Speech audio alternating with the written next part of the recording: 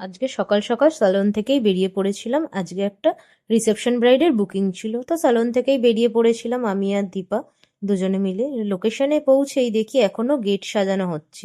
Gate সাজানো দেখতে দেখতে একটু ওয়েট করছিলাম, কেন আমাদের এখনো কেউ রিসিভ করতে আসেনি। আর গরমে দেখো অবস্থা চোখ মুখের। যাই হোক, তারপরে ঘরে গিয়ে রুমের মধ্যে গিয়ে জিনিসগুলো সাজিয়ে ব্রাইডের জন্য ওয়েট করতে করতে ঘুমিয়েই পড়লাম। অ্যাট লাস্ট প্রায় 1.5 ঘন্টা পরে ব্রাইড এলো। এসে ব্রাইডকে কোনো রকমে তাড়াতাড়ি করে বেস মেকআপটা কমপ্লিট করে শুরু করে দিয়েছিলাম আই মেকআপ। আর এই ছিল ম্যামের আজকের ফাইনাল লুক। একদম সিম্পল। ম্যাম চেয়েছিল ম্যামকে যেন একদম কিছু গর্জিয়াস না করা হয়, তো ম্যামের কথা মতনই ম্যামের লুকটা করা হয়েছে।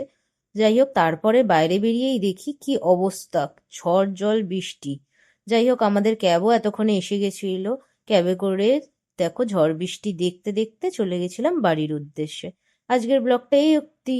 টাটা, দেখা হবে তোমাদের সাথে অন্য কোনো ব্লগে।